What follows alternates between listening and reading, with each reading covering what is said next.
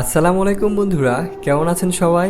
আশা করি মহান আল্লাহ তাআলার বিশেষ রহমতে আপনারা সবাই ভালো আছেন। বন্ধুরা, আমি কিছুদিন আগে রেনফিল মুভিটি দেখলাম, যেটি কয়েক মাস আগে রিলিজ হয়েছে। তো আজকের এই ভিডিওতে আমি মুভিটি সংক্ষেপে এক্সপ্লেইন করব।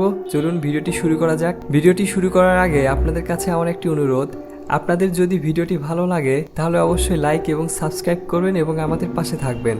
তো মুভির কাহিনী আর্লি 20th সেঞ্চুরি ট্রানজেলভেলিয়া থেকে শুরু হয়, যেখানে রেনফিল নামক একজন ইংলিশ লয়ার কাউন্ট অফ ড্র্যাকুলার সঙ্গে দেখা করতে আসে। আসলে রেনফিল এখানে এসেছে ড্র্যাকুলার কাছে উচ্চ মূল্যের ল্যান্ড প্রপার্টি বিক্রি করতে, এবং সে সেখান থেকে যে ব্রোকেজটা পাবে পরে সেটা সে বিক্রি করে তা থেকে অনেক টাকা উপার্জন করতে পারবে। ড্র্যাকুলা সে প্রপার্টি কিনে ফেলে, তার পরিবর্তে রেনফিলকে সে পার্টির অফার করে এবং তার সঙ্গে কিছুদিন থেকে যেতে বলে। প্রস্তাবে রেনফিল মানা করতে পারে না এবং সে কিছুদিন থেকে যায়। ধীরে ধীরে ড্র্যাকুলা রেনফিলকে তার মতো বানিয়ে ফেলে এবং সে তার কিছু পাওয়ার রেনফিলের মধ্যে দিয়ে দেয়, যেমন super strength, super speed, immortality, এবং সে সূর্যের আলোতে বের হতে পারবে। তো রেনফিল্ডের এখন মেইন কাজ ড্র্যাকুলাকে সার্ভ করা, অর্থাৎ সে তার একজন সার্ভেন্ট, যেখানে ড্র্যাকুলার রক্ত খেয়ে শক্তি বৃদ্ধি পায় আর রেনফিল্ডের পোকামাকড় খেয়ে শক্তি বৃদ্ধি পায়।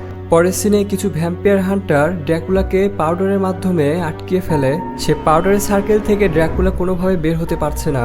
তখন রেনফিল এসে সেই সার্কেলটি ব্রেক করে দেয়। সঙ্গে সঙ্গে ড্র্যাকুলা মুক্তি পেয়ে সব ড্র্যাকুলা হান্টারদের খারাপভাবে মেরে ফেলে। এই হাতাহাতির সময় সূর্যের আলোর রশ্মি ড্র্যাকুলার গায়ে পড়ে এবং সে অনেক বাজেভাবে জ্বলে পুড়ে যায়, কিন্তু সে সম্পূর্ণভাবে মরে যায় না। তাই ড্র্যাকুলা সুস্থ হওয়ার জন্য তার প্রয়োজন ছিল মানুষের রক্ত, আর এই মানুষের রক্ত তাকে কে সার্ভ করবে? অবশ্যই তাকে রেনফিল সার্ভ করবে। তাই আগের থেকে আরো বেশি রক্ত খোঁজার দায়িত্ব রেনফিল্ডের উপরে পড়ে যায়। বেশি রক্ত পাওয়ার জন্য প্রয়োজন ছিল বেশি মানুষের, আর বেশি মানুষ পাওয়ার জন্য অবশ্যই শহরে আসতে হবে। তাই তারা নিউ অরলেন্স শহরে চলে আসে। এখানে ড্র্যাকুলা পরিত্যক্ত এক হসপিটালে লুকিয়ে থাকবে, আর তার সার্ভেন্ট রেনফিল তার রক্তের ব্যবস্থা করে দিবে। মানুষকে অহেতুকভাবে খুন করতে করতে সে অনেক ডিসঅ্যাপয়েন্ট ফিল করে, তাই সে সেখানে 12 স্টেপ সেলফ হেল্প সেন্টারে জয়েন করে। এই গ্রুপটি ওই সমস্ত লোকদের জন্য যারা কো ডিপেন্ডিং রিলেশনশিপে ভোগে। বেসিক্যালি কো ডিপেন্ডিং রিলেশনশিপে একজন অ্যাবিউজার থাকে, যে তার পার্টনারকে শুধু অ্যাবিউজ করে এবং ব্যবহার করে, এবং সে পার্টনার তাকে ছেড়ে চলে যেতে পারে না। তাকে বলা হয় কো ডিপেন্ডিং রিলেশনশিপ। এই লোকদেরকে যারা অ্যাবিউজ করেছে, অর্থাৎ যারা ব্যবহার করেছে, তাদেরকে সে মেরে তার বসের জন্য খাবার নিয়ে যাবে। রেনফিল এখানে মোরালি ভাবে চিন্তা করে অ্যাবিউজরা অবশ্যই তো খারাপ লোক, তাই তাদেরকে মারলে এক তাদের বসের জন্য খাবার নিয়ে যাওয়া হবে, দ্বিতীয়ত এই লোকজনরা মেন্টালি ভাবে ফ্রি হবে।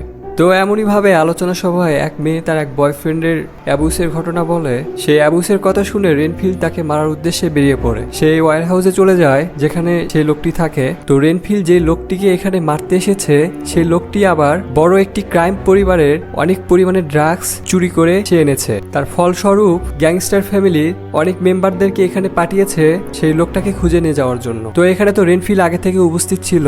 তো রেনফিল পোকামাকড় খেয়ে সে সব লোকদের সঙ্গে মারপিট শুরু করে দেয়। মারপিটের সময় সে টেডি নামের এক লোকের পিছনে ধাওয়া করে, আর এই টেডি নামক লোকটি হলো সেই মাফিয়া গ্যাংস্টার ফ্যামিলি ওয়ারিশ।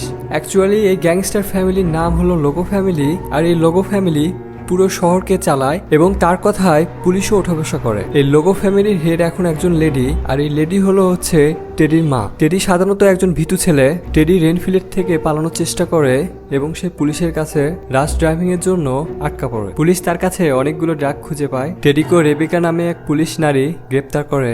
রেবেকার বাবা একজন ইমানদার পুলিশ অফিসার ছিল, যা টেডির লোকজনেরা খুন করেছে। তো রেবেকা এখানে তাকে থানায় নিয়ে আসে এবং সে তাকে ইনভেস্টিগেশন করার জন্য সেলে নিয়ে যাচ্ছিল।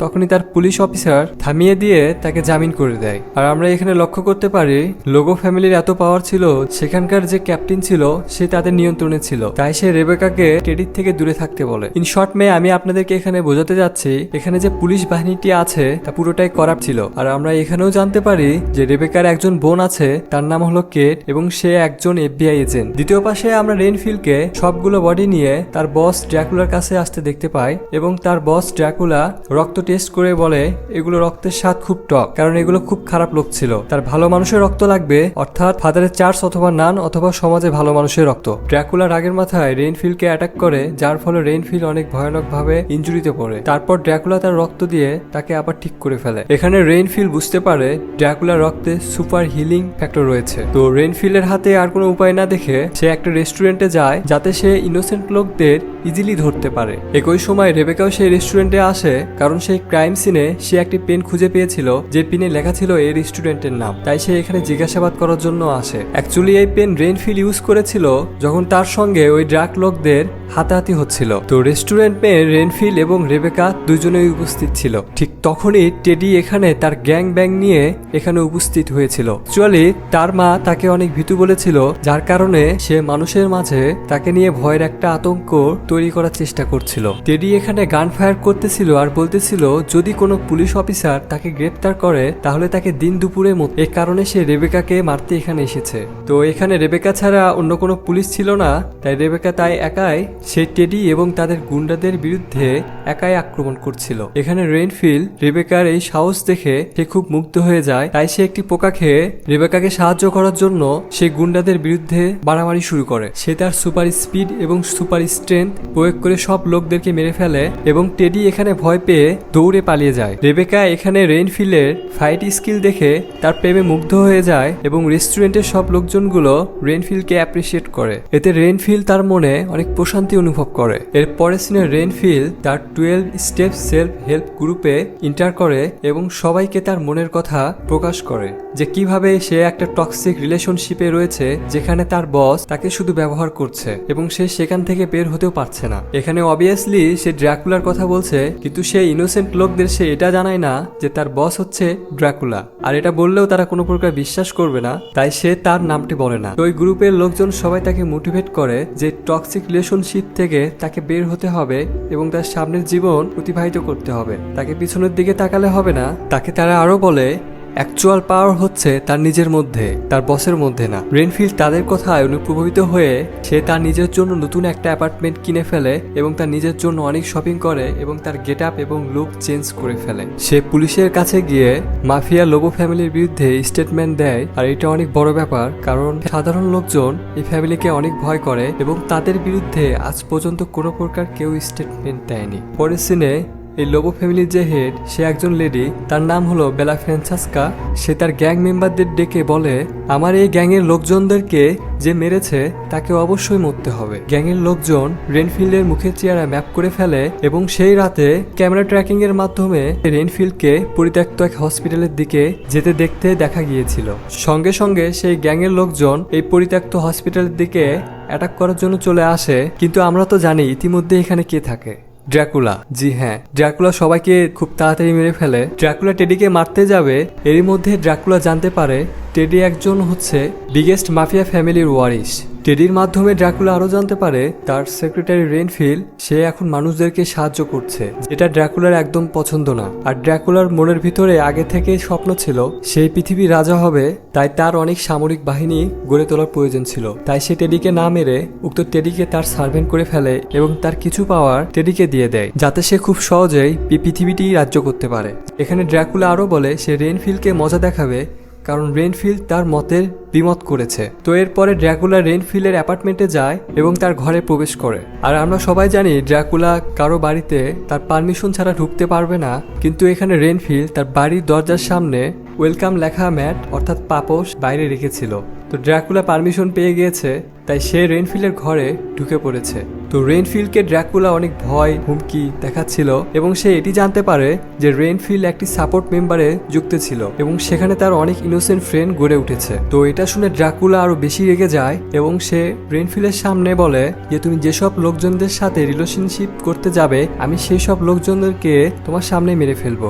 এটা বলে ড্র্যাকুলা সে অনেকগুলো বাদুর হয়ে সেখান থেকে চলে যায়। তো এটা শুনে রেইনফিল্ড অনেক ভয়ে তার সাপোর্ট মেম্বারে ফিরে আসে এবং তাদেরকে এই জায়গাটি খালি করে দিতে বলে। ঠিক তখনই ড্র্যাকুলা এখানে হাজির হয় এবং সে কোনো কথা না বলেই একে একে সব লোকজনদেরকে খুব বিশ্রীভাবে মেরে ফেলে। লোকজনদেরকে মেরে ড্র্যাকুলা এখান থেকে চলে যায় এবং তারপরে এখানে রেবেকা চলে আসে এবং সে অনেকগুলো লাশের মধ্যে রেনফিলকে দেখে সে নিজের না ইচ্ছাতেই সে তাকে গ্রেপ্তার করে ফেলে। এখানে রেনফিলকে গ্রেপ্তার করে নিয়ে যাচ্ছিল, তার মধ্যে সমস্ত করাপ্ট পুলিশ অফিসার সেখানে হাজির হয়েছিল রেনফিলকে নিয়ে যাওয়ার জন্য, এবং সেই সাথে মাফিয়া লেডি পেলা ফ্রান্সিসকা সেও এসেছিল। শুধু এই নয়, সেও এদের সঙ্গে জড়িত ছিল। তারা রেবেকাকে বলে যে তোমাকে প্রমোশন করে দেওয়া হবে যদি তুমি রেনফিলকে আমাদের হাতে তুলে দাও। এটা শুনে রেবেকা খুব দ্রুত গাড়িতে করে উঠে রেনফিলকে নিয়ে চলে যায়, এবং আমরা এখানে একটা চেজিং সিন দেখতে পাই। তো এই চেজিং সিনের সময় রেবেকাকে একটি গুলি লাগে এবং রেনফিল রেবেকাকে তার অ্যাপার্টমেন্টে নিয়ে আসে, তার বডি থেকে গুলি বের করে দেয়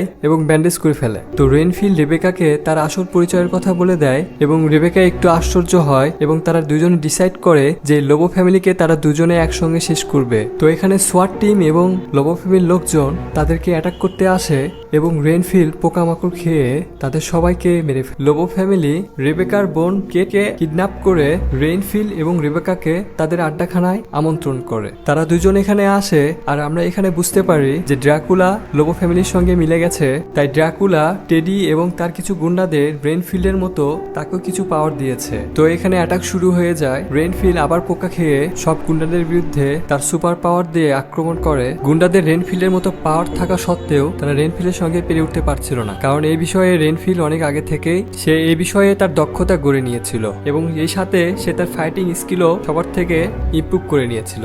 মেনহুয়াইল রেবেকা তার বোন কেটকে বাঁচানোর জন্য তার কাছে যায় এবং সেখানে সে ড্রাকুলাকে দেখতে পায়, এবং রেবেকা এটাও নোটিশ করে যে তার বোনকে এত মারা হয়েছে যে সে মারা গেছে। ড্রাকুলা রেবেকাকে প্রস্তাব দেয়, যদি তুমি আমার দলে আসো তাহলে আমি তোমার বোনকে আমার রক্ত দিয়ে বাঁচিয়ে তুলবো। এখানে রেবেকা উপায় না দেখে তার কথায় অ্যাগ্রি করে। অ্যাকচুয়ালি রেবেকা এখানে একটি ট্রিক করে যে ড্রাকুলাকে সে সানলাইটের কাছে এনে তাকে এক্সপোজ করবে। তবে রোদের আলো একটু ড্রাকুলার গায়ে পড়ায় ড্রাকুলা একটু ইনজুরি হয়ে যায় এবং সে বেসমেন্টের দিকে পালিয়ে যায়। সেখানে রেবেকা এবং রেনফিল্ডের সঙ্গে তাদের হাতাহাতি হয়। এক পর্যায়ে ড্রাকুলা রেবেকাকে মেরে ফেলতেছিল, ঠিক তখনই রেনফিল্ড এসে তাকে বাঁচায়। এরপরে ড্রাকুলা মাটিতে পড়ে যায়। ঠিক তখনই রেবেকা ড্রাগের পাউডার দিয়ে সে ড্রাকুলার চারপাশে সার্কেল তৈরি করে এবং সে ল্যাটিন ভাষায় কোনো একটা রিচুয়াল করতে থাকে। ড্রাকুলা এখানে ফেসে যায় আর আমরা এখানেও বুঝতে পারি পাউডার যে কোনো কিছুই হতে পারে, যেমন সল্ট পাউডার, ধুলা, বালি, ড্রাগ, শুধু পাওয়ারটা থাকে মন্ত্রতে। এরপরে রেনফিল এবং রেবেকা দুজন মিলে ড্রাকুলাকে খুব বাজেভাবে মারে এবং তাকে পিচ পিচ করে কেটে ফেলে এবং তাকে সিমেন্টের কংক্রিটের মাধ্যমে জমিয়ে ফেলে এবং সেই ড্রেনের মাধ্যমে সে কংক্রিট নিচে ফেলে দেয়। এই কাটাকাটির মাধ্যমে ফিল সে ড্রাকুলার রক্তগুলো জমিয়ে রেখেছিল এবং সেই রক্ত দিয়ে রেবেকার বোন কেটকে বাঁচিয়ে তোলে এবং তার সেই গ্রুপের প্রিয় বন্ধুদেরকে আবার বাঁচিয়ে তোলে। এরপরে রেনফিল তার নতুন জীবন আবার নতুন করে শুরু করে আর মুভি এখানেই শেষ হয়ে যায়। ভিডিওটি যদি ভালো লাগে তাহলে অবশ্যই লাইক সাবস্ক্রাইব করবেন। ভালো থাকবেন।